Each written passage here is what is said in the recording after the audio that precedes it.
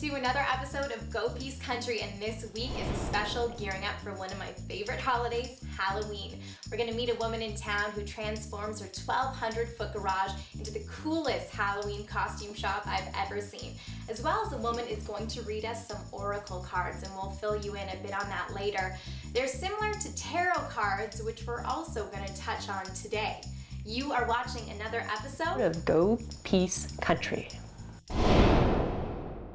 Well, I'm here with Madam Aquarius, and the two of us have something in common, a very deep interest in tarot cards. I've read a little bit about it, I've had them read before, but what's your history when it comes to tarot cards?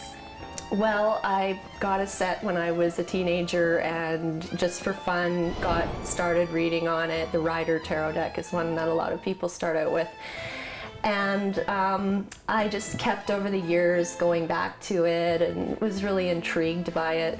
And then years later I found out that my great-grandfather actually used to read cards, and I was really surprised to hear this, but there's kind of an interesting Halloween-like story that goes along with it.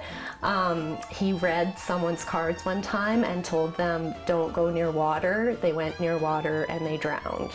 He never read cards again after that.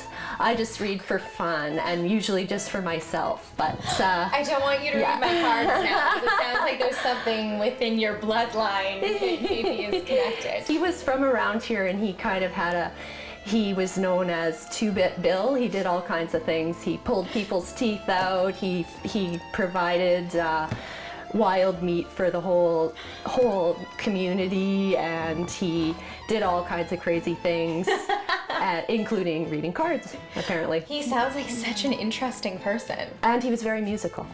Very cool. Well, I like all those things. We're going to come back with Madam Aquarius very shortly, but you're going to meet an amazing woman in town who transforms her entire garage into the coolest Halloween costume store you will ever see. This is my men's stuff. I try to keep it separated a little bit so that we Wait, can... this is men's? Yeah, this is... I think I have a shirt like this at Sunny. home. This is Sunny, to go with Cher. Sunny Bono. I love Sunny and Cher. Yeah. So And Sunny Bono is only one in the hundreds of Halloween costumes Amber Lindley owns. Her collection stems from a love of the holiday. Well, Halloween is kind of the day that everybody gets to be whoever they want to be. So if you've always thought you were Cleopatra in a formal life, be Cleopatra. Or if you are at a job where you're dressed like a librarian all the time and you want to be a little sexy, you can get outside your comfort zone a little bit and do whatever you want to do. Lots of women either go really, really sexy, or they dress in men's costumes because that's very different for them, right? Yes. And ironically, men often like coming in and dressing as women. What's up with that? They do, don't they? I've seen that happen many times. I think they would just want to be pretty. Yeah. They want to know what it feels like to be pretty, like we are, right? And they get in character. That's one of my favorite things, actually. It is mine too, because it brings them, especially the really manly men that come in and they're like, they walk out of the dressing room in Dorothy, and I'm like, that's awesome. The hat. Wow. My real armor. That's incredible. Oh, this is gorgeous. So these are all my French maids. Got more than one because that's a good one for Rocky Horror and stuff. My nurse is my... You grew up in a family where Halloween was a big deal, up there with, Christmas celebrations. Yes. What was it like in your house? Well, Mom would we lived out in the country, so we didn't actually go trick-or-treating, per se. Like, it wasn't about the candy, it was about being family. So Mom would make these hand calligraphied menus, and she'd say, like, eyes of newt, and it would be a bowl of peas, and brains, and it would be your macaroni, and she just made it that like family moment instead of all about the candy. Amber's mother, dressed up today as a gypsy, looked for the deeper meaning in Halloween, rather than just the candy-filled day that most of us have grown to love. Over the years of making and collecting costumes, Amber has now turned her 1,200-foot garage into fairy wings costumes and things, and the fairy wings are my passion. I love fairies. I have a fairy tattoo that my mother designed, my poor mother. She didn't really realize I was going to tattoo it, but oh well. Joke's on her. Yeah, I told her, she just didn't believe me.